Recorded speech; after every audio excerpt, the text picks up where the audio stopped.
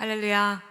하나님의 말씀은 구약성경 사사기 13장 1절부터 14절까지의 말씀입니다. 사사기 13장 1절부터 14절까지의 말씀을 제가 봉독합니다. 이스라엘 자손이 다시 여호와의 목전에 악을 행하였으므로 여호와께서 그들을 40년 동안 블레셋 사람의 손에 넘겨주시니라. 소라 땅에 단짓바의 가족 중에 마노아라 이름하는 자가 있더라. 그의 아내가 임신하지 못함으로 출산하지 못하더니 여호와의 사자가 그 여인에게 나타나서 그에게 이르시되 보라, 내가 본래 임신하지 못함으로 출산하지 못하였으나 이제 임신하여 아들을 낳으리니 그러므로 너는 삼가 포도주와 독주를 마시지 말며 어떤 부정한 것도 먹지 말지니라. 보라, 내가 임신하여 아들을 낳으리니 그의 머리 위에 삭도를 대지 말라. 이 아이는 태에서 나옴으로부터 하나님께 바쳐진 나실인이 됨이라. 그가 블레셋 사람의 손에서 이스라엘을 구원하기 시작하리라 하시니 이에 그 여인이 가서 그의 남편에게 말하여 이르되 하나님의 사람이 내게 오셨는데 그의 모습이 하나님의 사자의 용모 같아서 심히 두려움으로 어디서부터 왔는지를 내가 묻지 못하였고 그도 자기 이름을 내게 이르지 아니하였으며 그가 내게 이르기를 보라, 내가 임신하여 아들을 낳으리니 이제 포도주와 독주를 마시지 말며 어떤 부정한 것도 먹지 말라. 이 아이는 태에서부터 그가 죽는 날까지 하나님께 바쳐진 나실임이 됨이라 하더라 하니라. 마노아가 여호와께 기도하여 이르되 주여 구하옵나니 주께서 보내셨던 하나님의 사람을 우리에게 다시 오게 하사 우리가 그 낳을 아이에게 어떻게 행할지를 우리에게 가르치게 하소서 하니 하나님이 마노아의 목소리를 들으시니라. 여인이 밭에 앉았을 때에 하나님의 사자가 다시 그에게 임하였으나 그의 남편 마노아는 함께 있지 아니한지라.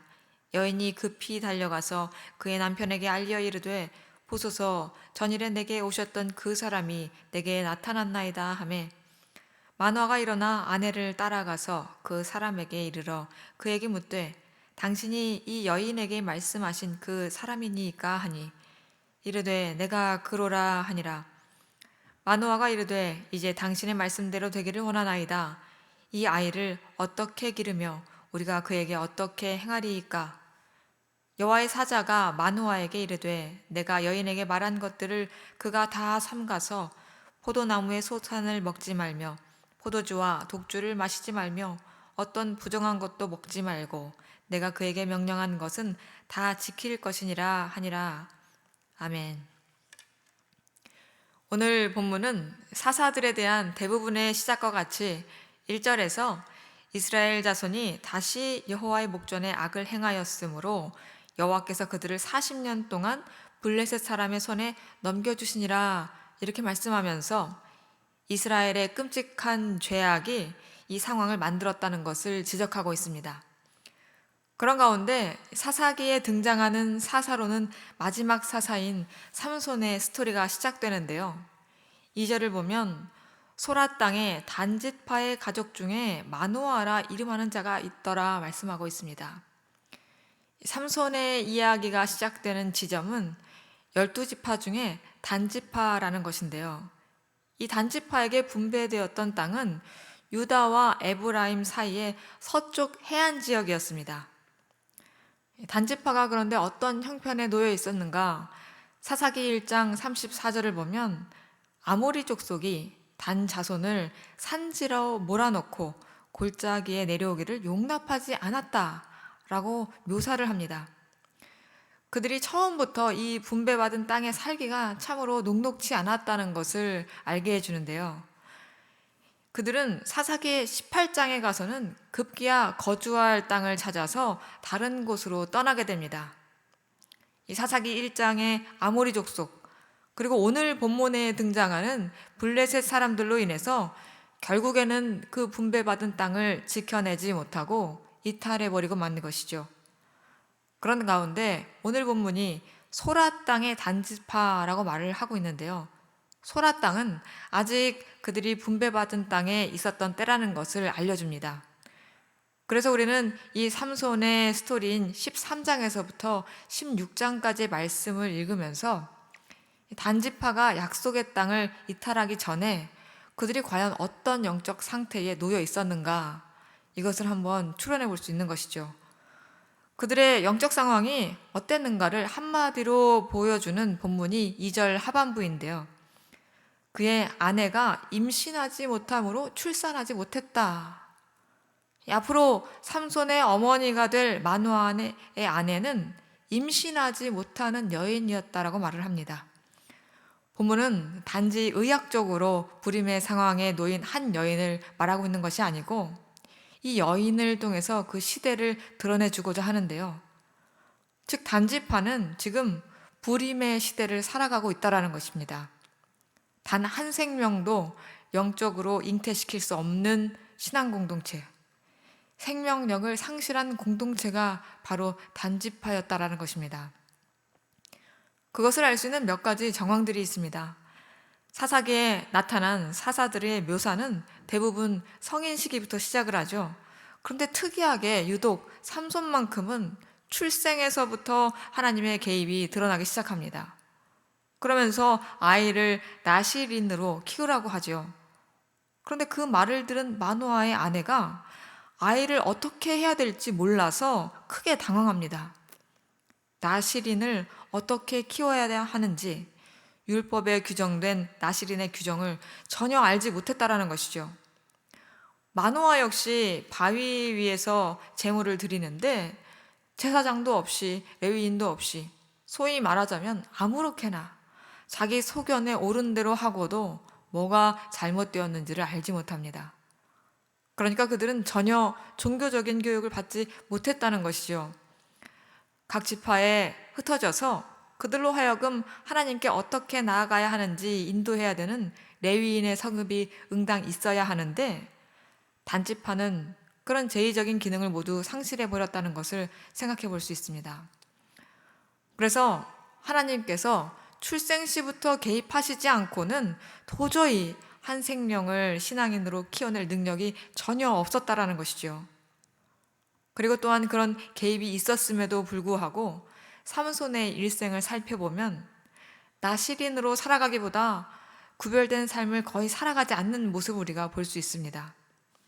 뿐만 아니라 삼손에게 하나님의 영이 여호와의 영이 함께 하는데도 불구하고 사사기 13장부터 16장까지 삼손이 태어나서 자라서 죽기까지 이스라엘 백성 중에는 그것을 알아보고 지지해 주는 사람이 단 한 명도 등장하지 않는다는 것을 알 수가 있습니다. 도리어 유다 지파 사람들은 자기들이 블레셋에 죽을까봐 삼손에게 사정사정해서 삼손을 묶어가지고 블레셋 사람들에게 넘겨줘 버리죠. 블레셋이 쳐들어와도 아무도 하나님께 부르짖지 않고 사사가 있어도 아무도 기대하지 않는 그런 시대, 하나님에 대한 어떠한 기대도 없는 시대가 바로 사사기 13장의 배경이라고 할 수가 있습니다. 3절을 보면 여호와의 사자가 그 여인에게 나타나서 그에게 이르시되 보라, 내가 본래 임신하지 못함으로 출산하지 못하였으나 이제 임신하여 아들을 낳으리니 라고 말씀합니다. 그런 아무도 하나님을 기대하지 않던 시대에 하나님께서 여호와의 사자를 보내서 한 아기를 예고하고 계십니다. 이들이 하나님의 백성인지 아닌지 구별이 되지 않을 정도로 타락한 그런 그들을 내버려 두지 않으시고 하나님은 그들에게 마지막 기회를 주고 계신 것입니다. 삼손이라는 인물이 단지파에게 왜 마지막 기회였느냐? 앞서 사사기 18장에서 단지파가 위치를 옮겼다고 말씀을 드렸었는데요. 이것은 오늘날의 관점에서 단지 지역 이동이랄지 아니면 이민이랄지 이런 개념이 결코 아닙니다. 왜냐하면 약속의 땅은 하나님의 나라를 상징하고 분배받은 땅이 그 기업을 의미하기 때문이죠. 그래서 전통적으로 단지파는 배도의 지파로 해석되어 왔습니다. 요한계시록 7장에 보면 12지파의 목록이 나오는데요. 이 목록에는 단지파가 빠져 있습니다. 그 이유를 이 사건과 연결지어서 해석하기도 하죠. 그래서 이 분배받은 땅을 이탈한 사건을 하나님을 배반한 사건이다 라고 한다면 그들이 하나님을 배반하고 처소를 떠나기 직전의 상황은 신앙 공동체라고 이름하기가 어려울 정도로 굉장히 암울한 상태였다라고 할 수가 있겠습니다. 바로 이 시기에 하나님께서 그들에게 하나님의 사자를 보내서 그들을 구원할 한 아기를 예비시키고 계신 것입니다. 즉 단지파에게는 이 아기가 처소를 떠나기 전에 약속의 땅을 회복시킬 마지막 기회였던 것이죠. 결론적으로 그들은 그 기회를 잡지 못하고 처소를 떠나버리고 맙니다. 그리고 그들이 처소를 옮긴 곳에서 붙인 단이라는 장소는 우상숭배의 핵심 지역 중에 하나가 되어버리고 말죠. 그 모든 것을 다 아심에도 불구하고 하나님께서는 5절에서 그가 블레셋 사람의 손에서 이스라엘을 구원하기 시작하리라 말씀합니다. 우리가 하나님의 은혜를 생각할 때 이 은혜는 항상 이러한 은혜입니다. 사망 선고가 내려져야 할 마땅한 죄인들에게 소망을 주시는 하나님, 주님을 배반하고 또 배반하고 그렇게 주님께 등을 돌려도 다시 또 다시 인간 세상에 주님의 음성을 들려주시고 구원의 메시지를 주시는 분이 바로 우리의 하나님이시라는 것입니다. 우리는 장구한 교회 역사 속에서 신앙 공동체가 무너져 내릴 때, 교회가 빛을 잃어갈 때 하나님의 사람들을 불러 일으키셔서 하나님의 영광을 드러내시는 그 하나님을 경험합니다. 그 하나님의 은혜는 언제까지 지속되느냐? 마태복음 12장 20절에서 상한 갈대를 꺾지 아니하며 꺼져가는 심지를 끄지 아니하기를 심판하여 이길 때까지 하리니. 심판하여 이길 때까지.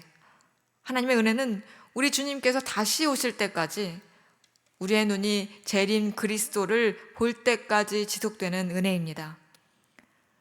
그래서 하나님의 교회는 내부의 혼란이 가중되고 세상에서 교회가 사정없이 흔들려도 소망이 있습니다.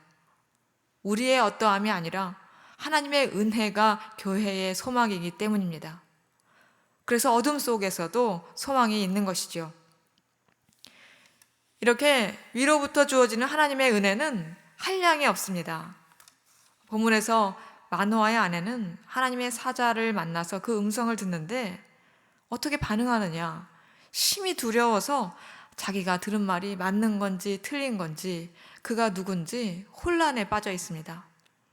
그리고 그런 아내를 보고 8절에서 마노아가 여호와께 기도하여 이르되 주여 구하옵나니 주께서 보내셨던 하나님의 사람을 우리에게 다시 오게 하사 우리가 그 낳을 아이에게 어떻게 행할지를 우리에게 가르치게 하소서라고 기도를 합니다.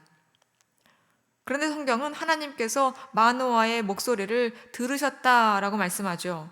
그리고 그 응답으로 하나님께서는 다시금 하나님의 사자를 보내셔서 혼란에 빠진 그의 아내 대신에 마노아를 만나게 해주시고 마노아로부터 이제 당신의 말씀대로 되기를 원하나이다 라는 그 고백을 이끌어내고 계신 것입니다. 이 고백은 누가복음 1장 38절에 주의 여종이오니 말씀대로 내게 이루어지이다 라는 마리아의 고백과 유사합니다. 그러나 결정적인 차이가 있죠. 바로 태어난 아기 삼손과 예수 그리스도의 일생은 시작부터 결정적인 차이가 있습니다. 아이 삼손은 자라나면서 성령이 함께 했음에도 불구하고 온전히 순종하는 삶을 살기보다 더 많은 시간 자기 소견에 옳은 대로 살아갑니다. 그러나 아기 예수는 자라면서 성령이 함께하면서 전 인생을 온전히 하나님께 순종하며 승리하는 삶을 살아가십니다. 이 차이를 만들어낸 본질은 무엇이냐? 죄인인 아담의 후손인 삼손과 둘째 아담으로 죄 없이 오신 그리스도의 차이에서 있다고 볼 수가 있습니다. 율법 아래 있었던 죄인 삼손과 함께한 성령을 우리가 한번 다시금 떠올려 보면 성령은 힘으로 또는 일시적인 감동으로 표현이 됩니다. 성령은 삼손과 함께 계셨지만 그 안에 내주하시면서 삼손의 내면을 지도하시고 이끌어가시고 이렇게 하시지는 않죠. 그러나 죄 없으신 제2의 아담인 예수님은 온전한 성령님의 교통하신 가운데 하나님의 계획과 한치의 오차 없이 성령에 이끌려서 살아가십니다. 그렇다면 우리는 어떨까요? 우리는 첫사람 아담의 후손으로 이 땅에 태어납니다. 그러나 그리스도를 구주와 주인으로 영접하는 순간 더 이상 우리는 아담의 후손이 아닙니다. 그렇기에 제2의 아담, 예수 그리스도의 후손이 되면서부터는 삼손의 인생과는 다른 인생을 살아가야 한다는 것이죠. 율법 아래 있었던 인간의 최선은 성령의 일시적인 감동과 능력을 경험하는 것이었지만 성령의 법 아래에 있는 성도는 예수 그리스도의 피를 의지하기만 한다면 하나님의 영이 우리의 일생을 내내 이끌어 가시는 삶을 경험할 수가 있다는 것입니다. 어제나 오늘이나 동일하신 하나님은 구약시대에 한 사람을 사용하셔서 그 백성에게 구원의 기회를 주셨던 것처럼 지금도 한 사람을 사용하십니다. 하나님께서 부르실 그 한 사람은 어떤 사람인가? 13절, 14절을 보면 여호와의 사자가 마노아에게 이르되 내가 여인에게 말한 것들을 그가 다 삼가서 포도나무의 소산을 먹지 말며 포도주와 독주를 마시지 말며 어떤 부정한 것도 먹지 말고 내가 그에게 명령한 것은 다 지킬 것이니라 하니라. 이 말씀을 보면 그 한 사람은 세상과 구별된 나시린입니다. 왜냐하면 하나님의 은혜를 받고자 하는 공동체에는 세상과 구별된 나시린이 리더십이 필요하기 때문입니다. 그래서 이 마노아 부부가 지금 한 사명을 받아드는데 그것은 그들이 장차 낳게 될 아이를 세상과는 구별된 자녀로 키우라는 것이었습니다. 그렇게 아이를 구별해서 그를 통해서 하나님의 영광을 공동체에 보여주시고 구원하시려고 한 것이죠. 삼손의 결론이 과연 성공이었는가 여러 생각해 볼 지점이 있습니다. 하지만 분명한 것은 신약 교회를 살아가는 우리에게는 삼손과 달리 예수의 피, 예수의 능력이 있다는 것입니다. 물론 우리는 예수님처럼 죄 없는 완전한 자들은 아니죠. 옛사람이라는 육체를 입고 있으면서 새 사람의 심령을 가졌기 때문에 우리는 날마다 육체와의 씨름, 죄와의 씨름을 하고 있습니다. 그러나 우리의 그 씨름은 승리가 보장되어 있습니다. 히브리서 9장 14절 하물며 영원하신 성령으로 말미암아 흠없는 자기를 하나님께 드린 그리스도의 피가 어찌 너의 양심을 죽은 행실에서 깨끗하게 하고 살아계신 하나님을 섬기게 하지 못하겠느냐. 성도가 날마다 그 피를 의지하기만 한다면 그는 자신을 하나님께 구별된 나시린으로 얼마든지 드릴 수 있다는 것입니다. 사랑하는 성도 여러분, 하나님이 없다 하는 이 시대에 하나님의 구별된 나시린으로 세워지시기를 소망하시기 바랍니다. 나의 어떠함이 아니라 오직 보혈의 능력을 의지함으로 날마다 죄와 싸우는 우리가 되기를 원합니다. 죄와 싸우되 피 흘리기까지 대항하며 마침내 우리 안에 있는 모든 우상들을 부시고 넓어진 지경으로 하나님의 백성들을 구원에 이르게 하는데 사용되기를 사모합시다. 또한 우리 공동체 가운데 하나님의 은혜로 세상과 구별된 자들이 속속들이 일어나기를 구하는 우리가 되기를 원합니다. 그리하여서 삼손은 다음 생명을 잉태하지 못했지만 예수의 피를 힘입어서 다음 생명을 잉태하는 공동체, 성령이 내주하시며 다스리시는 역사가 흥황하는 믿음의 공동체가 되기를 소망합니다. 기도하겠습니다. 상한 갈대를 꺾지 아니하시며 꺼져가는 심지를 끄지 아니하시는 하나님을 찬양합니다. 구약의 성도들은 받지 못한 약속을 받고 성령의 내주하신 가운데 살아가게 하심을 감사드립니다. 하나님의 그 다음 없는 사랑과 은혜를 받은 우리가 참된 주님의 백성으로 살아갈 수 있도록 날마다 우리를 성령으로 지도하여 주시옵소서. 보잘것없는 우리의 어떠함을 의지하지 않게 하시고 날마다 오직 예수의 피를 힘입는 삶, 예수의 능력이 우리 안에 나타나는 삶이 되게 하여 주셔서 우리를 통해 영광 받으시기를 원합니다. 우리가 구하고 바라는 것보다 더욱 높은 길로 인도하실 주님을 기대합니다. 유일한 주여 선생 되신 예수님의 이름으로 기도드리옵나이다. 아멘. 이제 각자의 기도 제목들로 기도하시기 바랍니다.